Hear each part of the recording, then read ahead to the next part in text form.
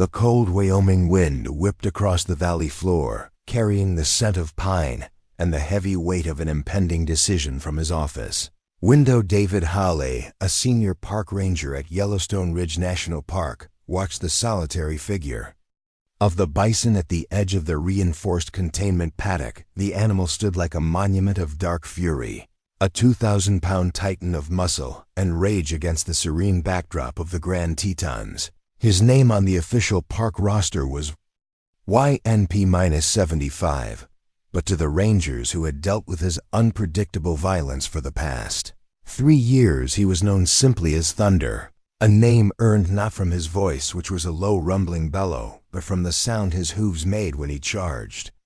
The steel fences, a sound that echoed the very heart of a storm. Thunder was magnificent and terrifying, a relic from a wilder time. His massive head was a tangled mat of dark fur, his horns curved like twin scythes, and his eyes held a deep ancient.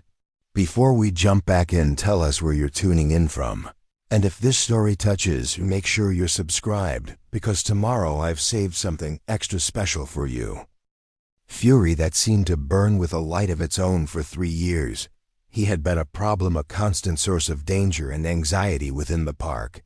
He had charged vehicles, shattered fence posts, and injured 2 junior rangers who had made the mistake of underestimating his speed and intelligence. Now the decision had been made after exhausting every other option. The Park Service had issued the final order. In 48 hours, Thunder was to be euthanized. It was a decision that sat like a stone in David's gut. A necessary evil, he told himself, a duty to protect the park's visitors and staff, but it felt like a profound failure. David's daughter, 8-year-old Lily, sat on the floor of his office drawing in her sketchbook. She was a child who lived in a world of profound silence. Born deaf, she had never heard the sound of her father's voice, the whisper of the wind through the pines, or the roar of a bison. But her eyes saw everything. They were deep, expressive pools of hazel that took in the world with an intensity that often startled people. Lily communicated with a grace that transcended words. Her hands moved with the fluid artistry of a dancer, weaving stories and questions in American Sign Language, and she possessed an intuitive connection to the natural world that was nothing short of mystical.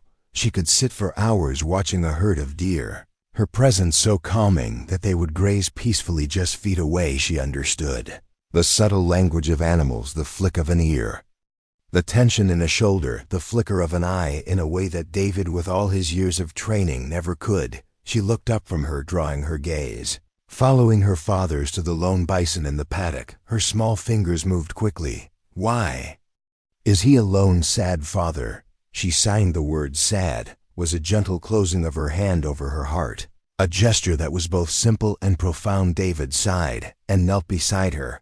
How could he explain the complexities of park management, of liability, and of the darkness that seemed to drive the magnificent beast outside? He's not safe with the others, Lily, he signed back. He can be aggressive.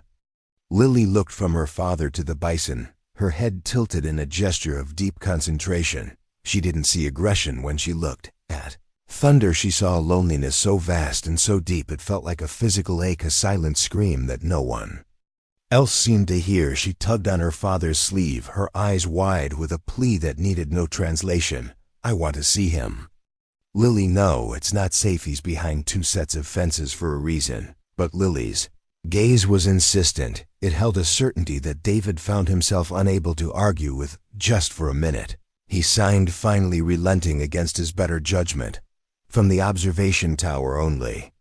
The observation tower stood 50 feet from Thunder's paddock, a steel structure that offered a safe, panoramic view of the containment area. As they climbed the stairs, the wind grew colder, and David could feel the tension in his own body coiling tighter. He had seen Thunder splinter a 6-inch wooden post with a single headbutt. The thought of his daughter being anywhere near that raw power terrified him.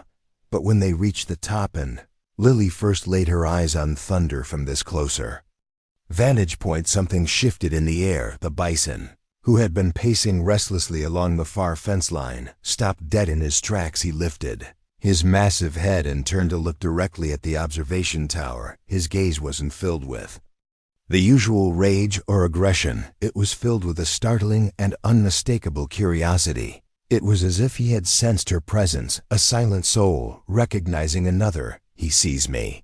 Lily signed, her eyes shining with a light David hadn't seen in months. He knows. At that moment, Dr. Aris Thorne, the park's chief wildlife biologist and a man who believed in data over sentiment, arrived at the base of the tower. "David, what are you doing?" he called up, his voice sharp with authority. "You know civilians aren't permitted this close to 75. He's too unpredictable." "She's my daughter Aris, and we're perfectly safe up here," David called back, but even as he said the words he knew he was breaking protocol, driven by something he couldn't quite name.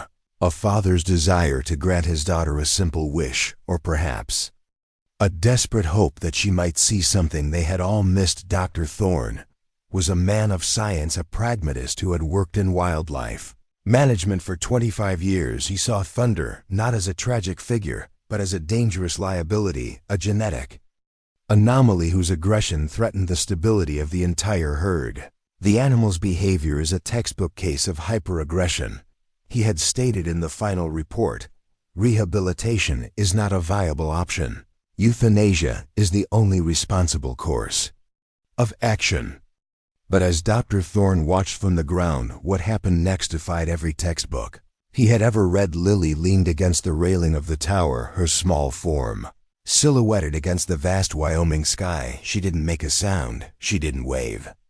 She simply stood there, her gaze locked with the bison's. She raised one small hand, not in a wave, but in a slow, deliberate gesture, a sign that was not part of any formal language, but was one of her own creation, a soft opening and closing of her fist as if releasing a captured bird, and thunder responded. The massive beast took a slow, deliberate step toward the tower, then another and another until he was standing directly below them, his head tilted upwards, his dark eyes fixed on the small child. For the first time since his arrival at the park, the fury in his eyes had been replaced by something else, something that looked remarkably like wonder. "My God," David whispered, his hand instinctively resting on Lily's shoulder. "He's never done that before." From the ground, Dr. Thorne watched in stunned silence, his scientific certainty beginning to fracture at the edges. This was not the behavior of a mindlessly aggressive animal. This was a specific, targeted interaction, an animal that had shown nothing but rage toward humans was now responding with gentle curiosity to a deaf child. What do you think creates those rare, inexplicable bonds between a human and a wild animal? Is it a language beyond our understanding, a connection of souls that bypasses the barriers of species and sound? As the sun began to set, casting long purple shadows across the snow-dusted landscape, Lily remained at the railing, her silent conversation with the heartbroken giant continuing until David finally had to lead her away. "He's not angry," she sighed as they walked back to the office, her face filled with a profound sadness. "He's just broken inside." That night David couldn't sleep. Lily's words echoed in his mind. What if she was right? What if for 3 years they had been trying to manage a monster when they should have been trying to heal a wound? He pulled out Thunder's file, a thick manila folder filled with incident reports, veterinary assessments, and behavioral analyses. He scanned through the pages, searching for a clue, anything that might explain the origin of the bull's deep-seated rage, and there, buried in the initial intake report from 3 years ago, was a single sentence that he had overlooked 100 times. Subject was found alone as a yearling near the site of the 2-year-old Firefly Creek wildfire. Estimated to have been separated from its mother and herd during the event. A wildfire. David felt a chill run down his spine that had nothing to do with the cold night air. He remembered the Firefly Creek fire, a devastating blaze that had scorched over 50,000 acres. It was a chaotic and terrifying event. Animals had been scattered, their herds broken, their young orphaned. Thunder was a survivor of that inferno, a calf who had lost his mother and his world in a single night of fire. And to fear his aggression wasn't a flaw, it was a scar, a defensive wall built around the heart of a terrified orphan. The Park Service hadn't seen a monster. They had seen a victim, and now they were about to compound that tragedy by taking his life. David looked at his daughter sleeping peacefully in her small bed, her sketchbook resting on her chest.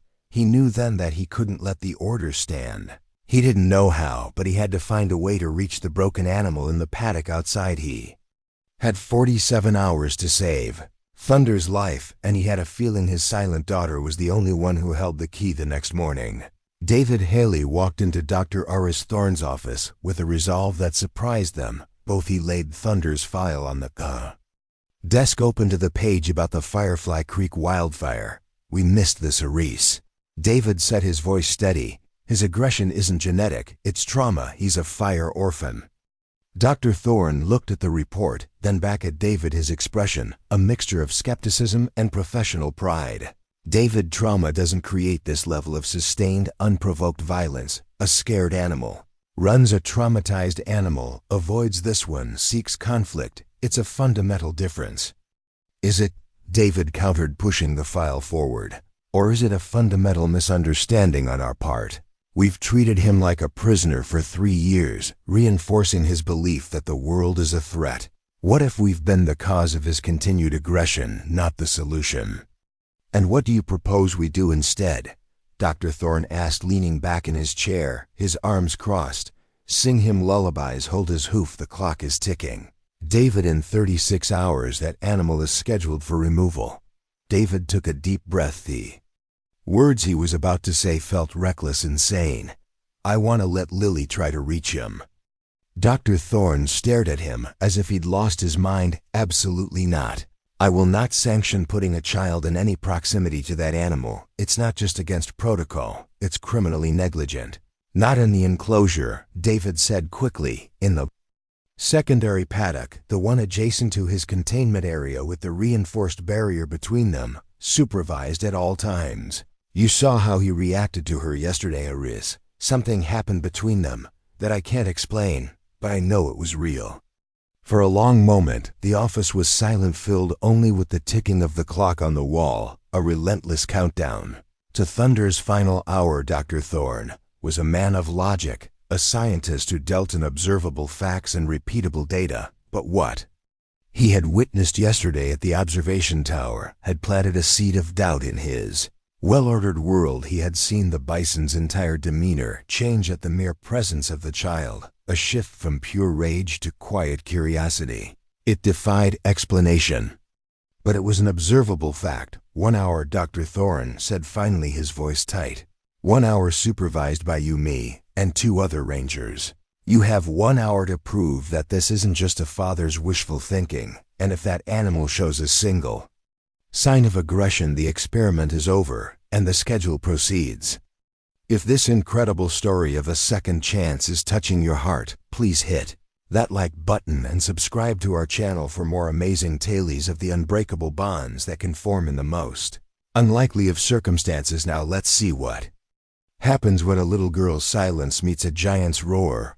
Preparing the secondary paddock was a tense operation. It was a large grassy area separated from Thunder's main pen by a fence made of 12-inch steel bars, set a foot apart, strong enough to stop a charging bull, but allowing for a degree of closeness that had never been permitted before. When the gate between the 2 areas was opened, Thunder didn't immediately move into the space as the rangers expected. Instead, he stood at the threshold, his massive head low, watching the small group of humans with wary eyes. Lily stood with her father at the far end of the paddock, a small, calm figure in a world of adult anxiety. She showed no fear, only a quiet, patient empathy. She watched the bull not as a threat, but as a being who was hurting deeply. David knelt beside her. "Remember, Lily," he signed. "Stay with me, don't get too close to the fence." Lily nodded, but her eyes never left Thunder. She raised her hand and made the same soft gesture from the day before, the sign of the released bird, slowly, majestically. Thunder stepped through the gate and into the secondary paddock. He ignored the other rangers. He ignored Dr. Thorne. His entire focus was on the small child, 100 yards away. He began to walk toward them, his pace unhurried and deliberate, not the prelude to a charge, but something else, something that looked like a pilgrimage. Dr. Thorne watched through his binoculars, his hand hovering over the radio to call in the tranquilizer team. "He's closing the distance too fast, David, get her back."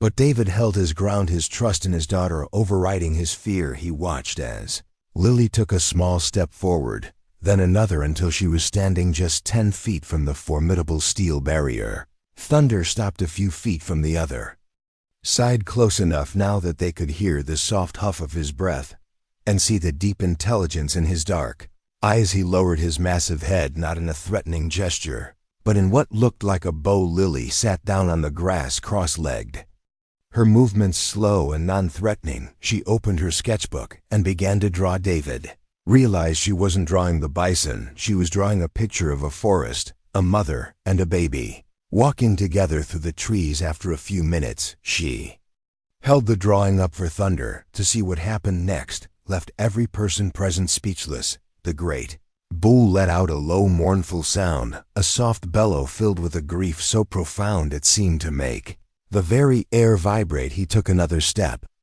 forward and gently pressed his forehead against the cold steel bars, his eyes fixed on the child, who had somehow seen the orphan hiding inside the monster. Lily put down her sketchbook and crept forward on her hands and knees until she was right at the fence, just inches from the 2,000-pound animal that the Park Service had deemed irredeemably violent. She reached her small hand through the bars, her fingers trembling slightly, and gently touched the coarse fur on Thunder's nose.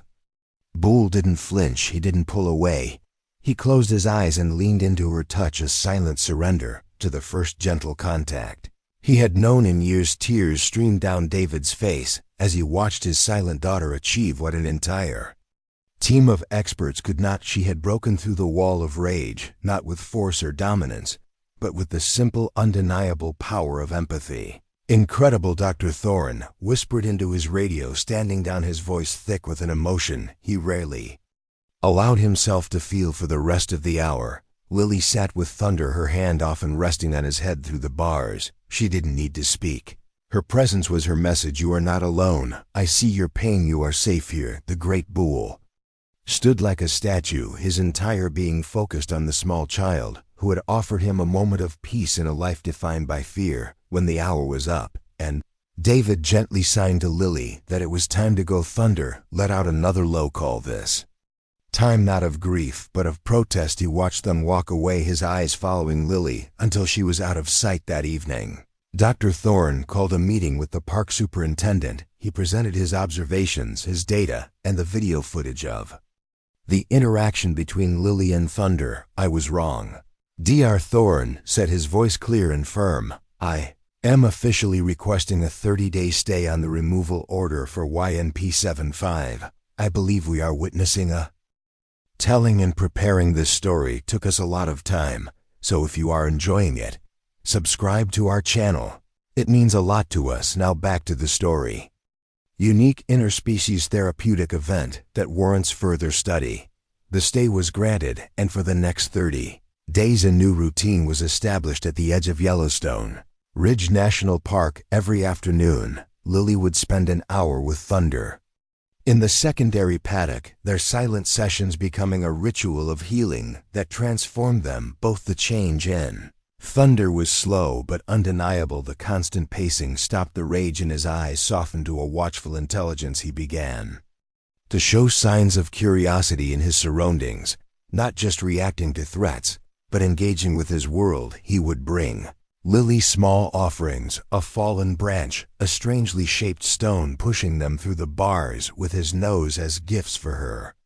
He was learning to trust, but more than that, he was learning to connect. The change in Lily was just as profound. The quiet, withdrawn child began to blossom. She had found a purpose, a calling that gave her a confidence that radiated from her. Her signs became more animated, her smiles more frequent in healing the broken bison. She was also finding her own strength, her own voice in a silent world. David watched this unfolding miracle with a heart full of gratitude and wonder. He had been so focused on his daughter's limitations, on the things she couldn't do, that he had failed to see her extraordinary gift. Her deafness was not a lack, it was a doorway. It allowed her to listen to the world in a way that hearing people could not do. Hear the silent language of the heart. As the 30-day stay drew to a close, David knew they had reached a turning point. Thunder was a different animal. But the park was not a sanctuary. They couldn't keep a single bull in a containment paddock forever. A new decision would have to be made, and the bison's future was still hanging precariously in the balance. What happens when a wild animal learns to trust a single human? Can that trust be extended to others, or is the bond too specific, too fragile to survive the complexities of the human world? The final week of the 30-day stay arrived with a heavy sense of anticipation. Thunder's transformation was evident to everyone. He was calmer, more responsive, and the deep-seated rage that had defined him was now a rare and fleeting shadow. But the fundamental problem remained. He was a 2,000-pound wild animal who had only ever shown trust toward one small deaf child. Dr. Thorne's final report was cautiously optimistic. Subject YNP-75 has shown a remarkable reduction in aggressive behaviors when in the presence of the minor child. He wrote, however, his behavior toward other park staff remains wary and unpredictable. Integration into the main herd is still considered a high-risk scenario.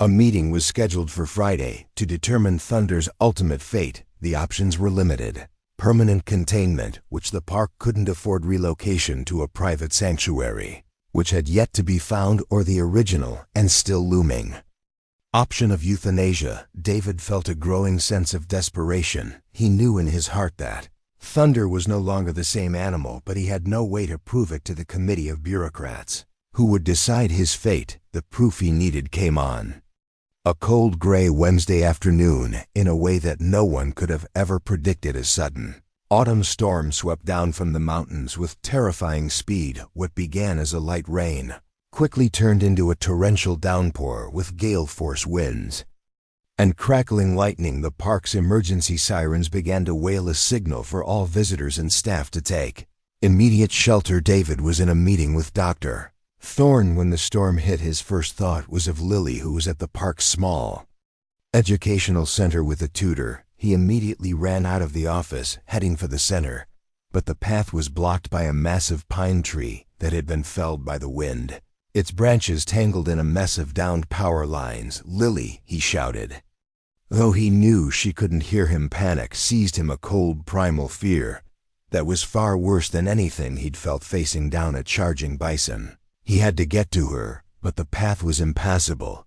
It was then that he heard it, a sound that shook him to his core, a series of loud, urgent bellows coming from the containment paddock. It was Thunder, and his calls were not of rage but of alarm. He was charging the fence line, not the one separating him from the secondary paddock, but the one that faced the educational center some 200 yards away. "What is going on?" Dr. Thorne yelled over the roar of the wind as he joined David. "Is he spooked by the storm?" But David saw it wasn't random panic. It was focused. It was intentional. Thunder was trying to tell them something at the educational center. The situation was growing dire. The downed power lines had started a small electrical fire near the building's propane tank. The tutor, unaware of the danger outside, was trying to keep Lily calm. But Lily wasn't looking at her tutor. She was looking out the window toward Thunder's paddock. She could see the great bull's agitation. She couldn't hear his calls, but she could feel their urgency in the vibrations of the earth. She tugged frantically at her tutor's arm, pointing toward the window and the smoke that was now beginning to curl from beneath the eaves of the building. In that moment, David made a decision that defied every rule in the book, every instinct of self-preservation. He sprinted toward the control box for the paddock gates. "Reese, cover me," he yelled, unletting him out. "David, have you lost your mind?" Dr. Thorne screamed. But David was already fumbling with the keys, driven by a father's desperate intuition. He didn't know what the bison would do, but he knew that Thunder was their only hope of getting to Lily. In time, he swung open the heavy gate to the secondary paddock, the one Lily used for her sessions, and then, with his heart pounding in his chest, he opened the main gate leading to the park. Thunder burst forth, not like an explosion of rage, but like a force of nature with a purpose. He didn't charge at David or Dr. Thorne. He galloped past them, his massive form a blur of dark fur and powerful muscle, and he ran directly toward the educational center. When he reached the fallen pine tree that blocked the path. He didn't hesitate. He lowered his great head and slammed into the trunk with the force of a battering ram. The sound of splintering wood cracked through the air like a rifle shot again and again. He struck the tree his entire body, a weapon against the obstacle that separated him from the child he had come to love. He was not a monster. He was a protector. He was a hero. Dr. Thorne and David watched in stunned awe as the 2,000-pound bison cleared a path through the debris. His actions not driven by instinct, but by what could only be described as loyalty. With a final mighty heave, he shoved the bulk of the tree aside, creating a narrow opening, just wide enough for a person to get through. He then turned his head back toward David and let out a single soft bellow as if to say, "The way is clear, go." David didn't need to be told twice. He scrambled through the opening and ran to the educational center, pulling Lily and her tutor out just moments before the propane tank ignited in a terrifying whoosh of flame. He held his daughter tight, his body shaking with adrenaline and relief as he watched the fire department arrive. Lily looked past the flames, past the commotion, to the bison, who now stood 100 feet away, his chest heaving, his body trembling from exertion. He had saved them. He had risked his own life to clear the path. She ran toward him, ignoring her father's calls, and threw her arms around his massive neck, burying her face in his warm, shaggy fur. Thunder stood perfectly still, leaning into her embrace, his silent friend. His little bird had been saved. The next day, the park committee held their meeting. Dr. Thorne presented his report, but he also presented the helmet cam footage from a junior ranger that had captured the entire incident. The video was undeniable.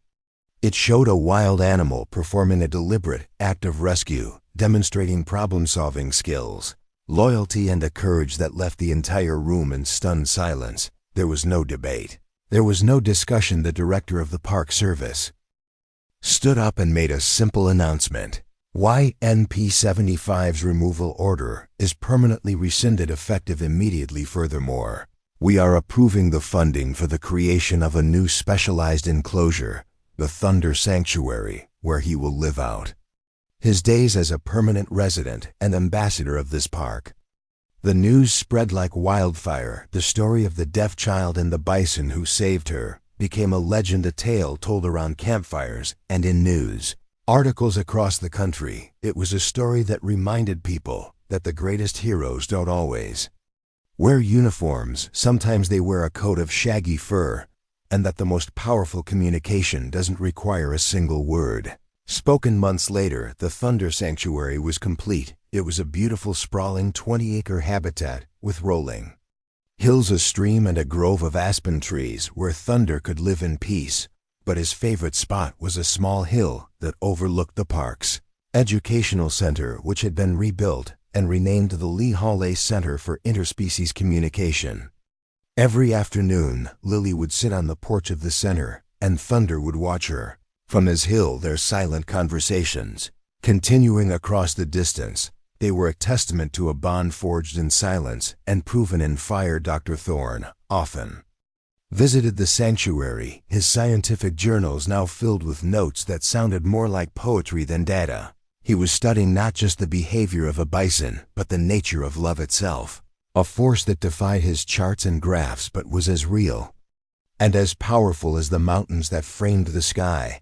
Have you ever witnessed an act of animal intelligence or loyalty that defied all explanation? What do you think these incredible creatures are trying to teach us about ourselves and our place in the world? Share your stories in the comments below. Years passed, and the legend of Lily and Thunder only grew. The girl who could not hear and the bison who would not be silenced became a symbol of hope for Yellowstone Ridge National Park. Lily, now a teenager, had blossomed into a confident young woman. Her silence was no longer seen as a limitation, but as the source of her unique strength. She had become a junior consultant at the center, named in her honor, working alongside Dr. Thorne to develop new programs that taught empathy and nonverbal communication skills to children and adults alike. Her work was revolutionary, showing people how to listen with their hearts and how to understand the subtle languages of the animals they shared the planet with. She developed therapies for children with autism, using her intuitive connection to animals to help them break through their own shells of isolation. She taught park rangers how to read the body language of wildlife, preventing countless dangerous encounters through understanding rather than force. Lily had found her voice not in sound, but in the profound impact she had on the world around her, and Thunder remained her constant companion, her oldest and dearest friend. The great Bison had aged gracefully, his massive form still imposing, but the fury in his eyes long since replaced by a deep, calm wisdom. He was the gentle giant of the park, beloved by visitors who would come from all over the world to catch a glimpse of the legendary hero. His sanctuary had become a place of pilgrimage, a quiet corner of the world, where people could witness the power of an unbreakable bond. But their story was not yet over. One final chapter was about to unfold, a chapter that would solidify their legacy and prove once and for all that love is a force that echoes through generations. The crisis began subtly, a series of small tremors that shook the valley floor. Geologists from the Park Service identified them as precursors to a potentially significant seismic event. The park was put on high alert, and evacuation plans were put into motion for non-essential personnel. David, now nearing retirement, was tasked with coordinating the animal management protocols, ensuring the park's herds were moved to safer pastures away from geologically unstable areas. The most difficult challenge was the main bison herd. They were agitated by the tremors and resistant to being moved by the rangers, their wild instincts telling them to scatter rather than follow human direction. The herd's matriarch, a wise old cow named She Who Waits, refused to lead her family toward the designated safe zone. It was a standoff between human logic and animal intuition, and the clock was ticking. Dr. Thorne approached David and Lily with a radical idea. The herd respects strength and wisdom, he said. They don't trust our vehicles or our commands, but they might trust one of their own. They might trust a legend. The plan was as dangerous as it was brilliant. To release Thunder from his sanctuary and let him try to lead the main herd to safety. It was a risk on every level. Thunder hadn't been with a herd in over a decade. No one knew how he would react, or how the wild herd would receive him. But with a major earthquake looming, it was their only hope as they opened the gates to his sanctuary. Thunder stepped out, his gaze sweeping across the familiar landscape. He looked at Lily, and she signed to him, a complex series of gestures that they had developed over the years, a language known only to the two of them. They are afraid, she signed. They need a leader. They need you. Will you help them? Father's herd.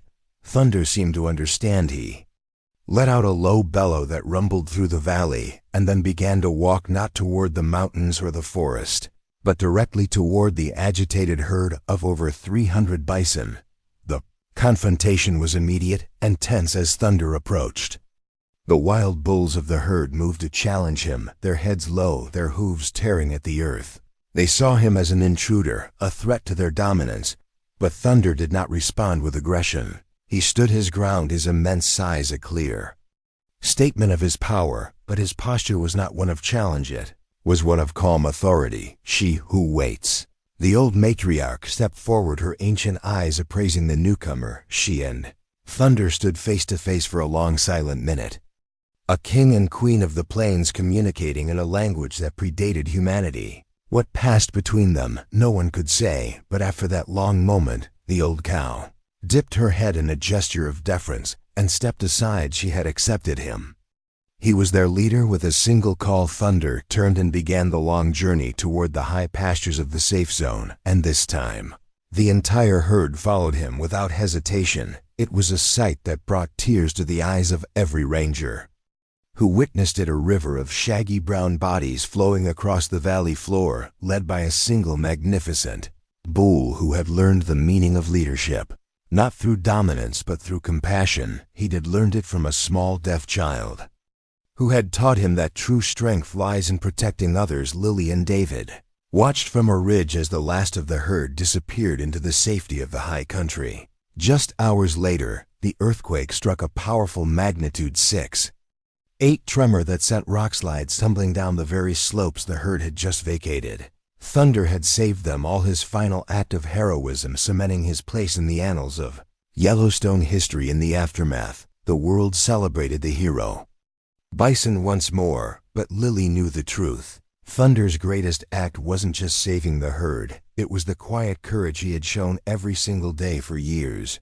The courage to trust after being hurt, the courage to love after being abandoned, and the courage to become a leader after a lifetime of being an outcast. Thunder lived out the rest of his days in his sanctuary, a revered king who would often be visited by the herd he had saved. When he finally passed away peacefully in his sleep under the shade of his favorite aspen trees, the entire park mourned.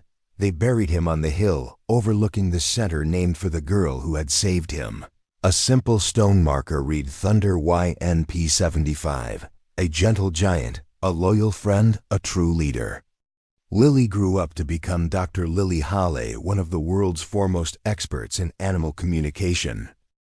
Interspecies therapy. She dedicated her life to the principles she had learned from her oldest friend, that every creature deserves compassion, that the deepest wounds can be healed, and that the most profound connections are the ones that are never spoken, but are felt in the silent chambers of the heart. She would often visit Thunder's grave and sit for hours, her hands telling him stories of the animals she had helped and the lives she had changed. Her silence was a testament to his memory, a love that needed no sound to be eternal. The bison who was about to be shot had not only been saved, he had become a savior. His legacy was not just in the lives he had touched, but in the fundamental truth he had revealed to the world, that within every monster someone has created, there's a heart waiting to be found, and that sometimes it takes the quietest voice to awaken the loudest love. A decade after Thunder's passing, the Lily Hale Center for Interspecies Communication had become a beacon of hope, a place where science and soul converged. Dr. Lily Hale, now in her late 20s, was a world-renowned figure, but she carried her fame with the same quiet humility she had as a child. Her hands, which had once offered simple comfort to a broken bison, now crafted groundbreaking therapeutic models and lectured in silent amphitheaters to students and scholars from around the globe. They came to learn from the woman who spoke the language of the wild, not with sound, but with a stillness and empathy that could calm the most savage heart. The park itself had been transformed. Thunder's legacy was written into the very landscape. The bison herd he had saved was thriving, their lineage strong, and their behavior noticeably calmer around humans than any other herd in North America. Rangers were trained in Lily's methods of non-confrontational engagement, leading to a dramatic drop in negative human-wildlife encounters. The sanctuary that had once held a single outcast bull was now a home for other rescued animals, each with their own story of trauma and recovery. A grizzly bear blinded in a forest fire, a mountain lion with a debilitating fear of open spaces, a coyote who had lost its pack, all living in a carefully managed harmony under the center's care. It was a testament to a single profound idea, that no life is a lost cause, and that healing begins with the willingness to listen to a creature's silence. But progress is often a circle, returning to the challenges that first defined it. One crisp autumn afternoon, a call came in from a conservation group in the Northern Rockies. They had a situation they couldn't handle, an animal so traumatized and aggressive that their most experienced handlers refused to go near him. It was a timber wolf, a massive black male they had named Shadow. He had been rescued from an illegal poaching trap where he had been left for dead for nearly a week, chained and tormented before being found. The physical wounds had healed, but his spirit was shattered. He saw every human as a tormentor, every outstretched hand as a threat. He had savaged his enclosure, attacked 2 handlers who had tried to feed him, and now spent his days pacing in a tight circle, a vortex of fear and fury. "We're out of options," Dr. Hale, the director of the group, said over a video call, his face etched with exhaustion and defeat. "The state authorities are giving us 72 hours to find a transfer solution, or they're going to mandate he be put down. He's too dangerous to be rehabilitated and too unpredictable to be released. We heard about your work. You're our last hope." As Lily watched the grainy footage of the pacing wolf, she felt a familiar ache in her chest. It was the same echo of profound brokenness she had felt as a child looking at Thunder, This was not a monster. This was a soul screaming from within. A cage of its own terror. Send him to us. She signed to her assistant, who relayed the message. We will make a place for him. The arrival of Shadow was a tense affair, even more so than Thunder's had been years ago.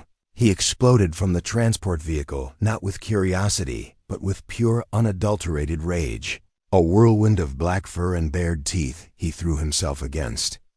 The walls of his specially prepared quarantine enclosure, a hardened steel and Lexan habitat designed for maximum security, he snarled and clawed at the transparent walls, his yellow eyes burning with a hatred that seemed to scorch the very air.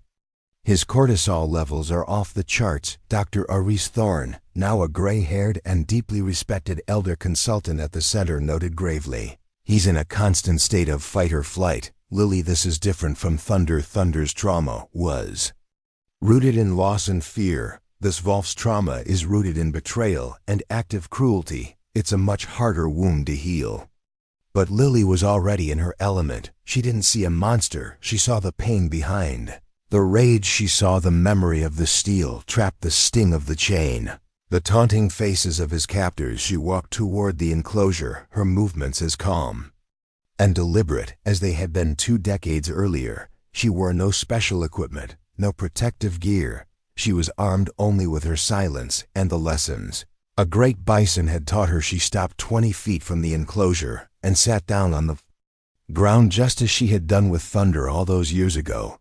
Shadow's reaction was immediate and violent. He launched himself at the Lexan wall directly in front of her, his fangs clicking against the thick, transparent barrier. His snarls were deafening, a guttural sound of pure malice.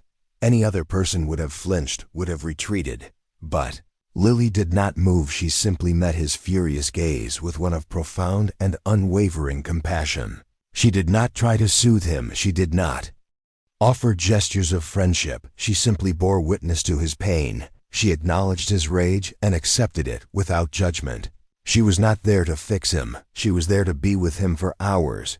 She sat as the wolf raged, his energy as seemingly bottomless well of fury. But as the sun began to dip below the mountains, a subtle change occurred. Shadow's frenzied attacks became less frequent. His snarls softened to low growls. His pacing slowed. He was still a creature coiled with tension, but the manic energy had begun to recede. He stopped his assault on the wall and retreated to the far corner of his enclosure, where he laid down his head on his paws, his yellow eyes never leaving the silent woman who refused to be intimidated by his display. Lily slowly raised one hand and signed a single word, a word she had not used in this way for many years. Thunder. She did not speak it to the wolf, but to the memory of her old friend, a silent prayer for guidance, a request for the strength that he had always given her. And as if the name itself held a power that transcended species, the wolf in the enclosure blinked. Slowly once, then twice, a flicker of something other than rage in his hypnotic yellow eyes. It was not trust, not yet, not even curiosity. It was confusion. He'd spent his life understanding the world through a simple equation. Humans meant pain. But this human, this silent, unmoving creature, did not fit the equation. She was an anomaly, a puzzle his traumatized mind could not solve. And in that sliver of confusion, a new possibility was born that night. Lily sat with Dr. Thorne and her father reviewing the day's footage. He expected you to run or to fight, Aris observed, pointing to a freeze frame of the wolf's attack. When you did neither, it broke his behavioral loop. He doesn't know what to do with you, Lily. She's not giving him anything to fight against. David added, his voice filled with the familiar pride he always felt when watching his daughter work. She's becoming a mirror, showing him his own rage until he tires of looking at it. It's more than that. Lily signed, her fingers moving with quiet certainty. He thinks he's alone in his pain. I have to show him that he's not. He needs a pack, even if it's just a pack of 2. The process with Shadow was a grueling test of everything Lily had ever learned. Unlike Thunder, who had been a lonely soul craving connection, Shadow was a betrayed soldier who saw connection as the ultimate threat every day. For a month, Lily would sit by his enclosure, sometimes for 8 hours at a time through sun and wind and rain. She would read, she would write in her journals, she would sometimes just close her eyes and meditate her presence. A constant unchanging anchor in his world of chaos, he tested her. In 1,000 ways he would feign sleep, then launch himself at the wall when she least expected it. He would ignore her for hours, then suddenly let out a piercing howl of despair, a sound designed to unserve and intimidate. He would stare at her with such intensity it felt like a physical violation. But Lily never wavered. Her patience was a mountain, her empathy a deep and silent ocean. She remembered what Thunder had taught her, that the most wounded creatures build the highest walls, and that you do not tear down the wall, you simply wait with unwavering love until they feel safe enough to open the door themselves. The breakthrough was so small, so subtle, that anyone else would have missed it. It happened on the 37th day. Lily was sitting in her usual spot when a single autumn leaf, a brilliant crimson, drifted down and landed on her side of the Lexan wall. Shadow, who had been watching her intently, lifted his head, his ears perked. He walked to the wall and gently nudged the Lexan with his nose directly opposite the leaf. It was a gesture of shared attention, a moment of connection in which he was not her enemy, but a fellow observer of the world. He was showing her the leaf. It was the first time he had initiated any interaction that wasn't rooted in aggression. Tears welled in Lily's eyes. She pressed her own hand to the Lexan opposite his nose. "I see it," she signed, though only she and the sky understood. "It's beautiful." From that day forward, the healing accelerated. Shadow began to spend more time near the wall where she sat. He would bring her gifts. Like Thunder had a molted feather, a fallen twig, pushing them against the transparent barrier he was building.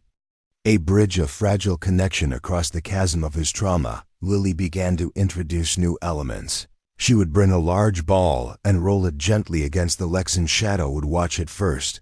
Then after many days, he began to cautiously nudge it back with his nose. They were playing a game, separated by a wall of impenetrable glass, but a game nonetheless. Dr. Thorne was documenting everything, his findings even more revolutionary than his work on Thunder.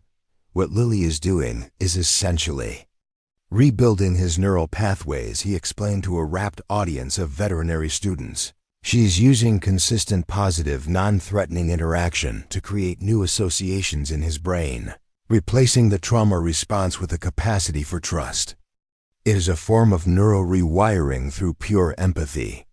Finally, the day came when Lily felt he was ready. With David and Dr. Thorne watching from a safe distance, she entered the secondary airlock of his enclosure, a small buffer zone that allowed her to be in a shared space, but with a retractable barrier still in place. Shadow watched her enter. His body was tense, but it was the tension of anticipation, not aggression. Lily sat down and waited. She did not look at him directly, but kept her gaze soft, and her body relaxed for a long hour. They sat in the shared space, separated by the final mesh barrier. Then Lily did something that made her father's heart stop. She signaled for the barrier to be raised. She was now in the same open space as the wolf who had been deemed too dangerous for human contact. Shadow stood up. He walked slowly toward her, his movements fluid and silent as his name. He circled her once, twice, his nose testing the air, smelling the scent of the woman who had shown him nothing but peace. He stopped in front of her, so close she could feel the warmth of his breath on her cheek. He lowered his head, and for the first time since his capture, he let out a soft sound, a low, mournful whine. It was the sound of a pain finally being released, a grief finally being shared. And then the wolf, who had been broken by cruelty, did something miraculous. He gently licked the back of her hand. It was a gesture of supplication, of acceptance, of trust. He was anointing her as his alpha, his protector, his pack. Lily felt a sob catch in her throat, a wave of emotion so powerful it was almost overwhelming.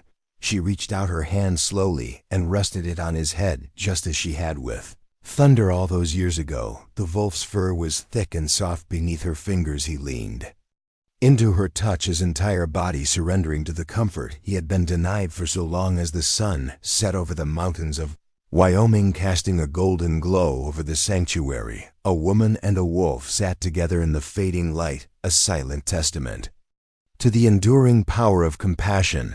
They were two souls, both of whom had found their voice in the quiet spaces where words were not needed.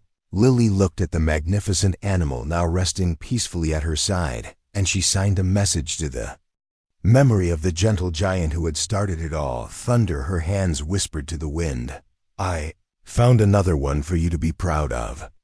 The story had come full circle. The lesson of the bison had been passed to the wolf. The legacy of love had saved another life, proving that the greatest kindness is not a single act, but a ripple that travels through time, touching and healing shores once thought unreachable forever. The months that followed were a quiet symphony of trust being rebuilt. Piece by piece, the great black wolf became Lily's shadow in truth, as well as in name. Wherever she went within the sprawling, secure habitat, he followed his movements, a fluid dance of devotion. He no longer needed walls or barriers between them. He was her pack and she was his. They would spend long afternoons by the stream that trickled through the enclosure, Lily reading from her braille text while Shadow lay with his head resting near her feet, his yellow eyes scanning their surroundings with a calm, protective vigilance. His personality, once buried under layers of rage, began to surface. He was fiercely intelligent, learning the meaning of dozens of Lily's signs with an acuity that astounded Dr. Thorne. He even revealed a capacity for play chasing after pine cones Lily would toss and returning them with a gentle nudge of his nose. He was whole again, not the animal he had been before. The trap for trauma always leaves its mark, but a new creature forged in the crucible of cruelty and reforged by the gentle hands of compassion. But Lily knew that the absence of pain was not the same as the presence of joy. Shadow was calm, he was safe, he was loved. But he was also alone, a pack animal living in a pack of one. It was a question Dr. Thorne posed during one of their weekly reviews. "He's a marvel, Lily, a living testament to your work," the old biologist said. "But what is his purpose now? To be a companion is a fine thing, but for a creature of his intelligence and instinct, is it enough?" The question resonated with Lily, for she knew Aris was right. True healing wasn't just about finding safety for yourself. It was about feeling useful to your pack. She remembered Thunder's greatest triumphs. They came not when he was simply at peace, but when he was actively protecting others, when he cleared the path during the storm, when he led the herd to safety. Purpose was the final piece of the healing puzzle. The answer to Dr. Thorne's question arrived a few weeks later in a small battered crate. It contained 2 coyote pups no more than 8 weeks old, found shivering and alone by the side of a highway, their mother a victim of a hit and run. They were wild, terrified, and utterly hostile to human contact. They snapped and snarled at the veterinary staff, refusing food and huddling in the farthest corner of their quarantine pen. Their fear was so profound it was a tangible, thin ascent of panic and despair. "They won't last long like this," the chief vet told Lily grimly. "They need a mother to teach them how to be coyotes, to show them the world isn't a threat. Without that maternal anchor, they'll just fade away." An idea sparked in Lily's mind, a bold and risky notion that was a direct echo of the past. She thought of Max the bull and his calming presence on other animals. She thought of Thunder the king and the herd that followed him. She looked at Shadow, watching the new arrivals from his enclosure with an intense curiosity. Shadow's pack is about to get bigger, she signed to a stunned Dr. Thorne. The plan was meticulously prepared. They placed the crate with the pups inside Shadow's main habitat, leaving the door open so the pups could emerge when they felt ready. Then Lily and Shadow entered the habitat together. Lily sat in her usual spot, her presence a calming anchor for both the wolf and the pups. Shadow, however, did not lie down as he usually would. He seemed to sense the importance of this moment, the gravity of the task his pack leader was asking of him. He walked to the center of the habitat and lay down, his body stretched out to make himself appear less intimidating. His head on his paws, he watched the crate with an unwavering but gentle gaze for over an hour. Nothing happened. Then a tiny nose poked out of the crate, followed by a pair of frightened eyes. The first pup crept out, followed by its sibling. They saw the massive black wolf and froze, their bodies trembling with a fresh wave of terror. They were ready to bolt back into the safety of their box, but then Shadow did something that no one could have predicted. He let out a soft, low whine, a sound completely devoid of threat, a gentle call of inquiry. Then he nudged the pinnacone he had been playing with earlier, pushing it a few feet in their direction. It was an offering, a gesture of peace, a pack animal's invitation to play. The pups watched their fear battling with their innate canine curiosity. One of them took a hesitant step forward, then another. It sniffed the pinnacone, then looked at the great wolf, who remained perfectly still. The pup, emboldened, gave the cone a tiny nudge with its nose. Shadow responded by ever so gently pushing it back with his own. Thus began the most unlikely game of catch the world had ever seen. A great timber wolf, once a symbol of untamable rage, teaching two orphaned coyote pups the rudiments of play. He was showing them that not all large creatures were a threat, that the world could hold moments of gentle joy. Lily watched, tears streaming down her face, as the second pup joined the game, tumbling over its sibling in its eagerness. Over the next few hours, Shadow took on the role of surrogate parent with a natural grace that was breathtaking. He showed them where the water source was. He brought them a piece of his own food, dropping it near them and backing away to let them eat without fear. When they finally exhausted themselves from their first real meal and their first real game, they did not retreat to their crate. They curled up in a small heap, a few feet from the great wolf, finding warmth and security in the presence of the gentle giant who had adopted them into his pack. Dr. Thorne, watching on the monitors from the control room, simply shook his head in wonder. He's not just healed, he whispered to David, who stood beside him. He's become the healer. His pack has a purpose now. Lily stayed with them until dusk. She looked at the sleeping pups and the magnificent wolf standing guard over them. His life had come full circle, from a victim of cruelty to a symbol of hope, from a broken soul to a gentle father. He had finally found what all creatures crave, not just safety, but a reason to be safe, for a family to protect, a pack to lead. His purpose was clear. As she left the habitat for the night, she turned and looked at Shadow one last time. He met her gaze, and for the first time she saw in his wise yellow eyes not just trust or loyalty, but a deep and profound gratitude. He was thanking her not just for saving his life, but for giving him a life worth living. Up next, we have two more incredible stories that are waiting for you. Just click the image you want to watch, and it will take you there. If you enjoyed this video, make sure to subscribe. It would mean a lot.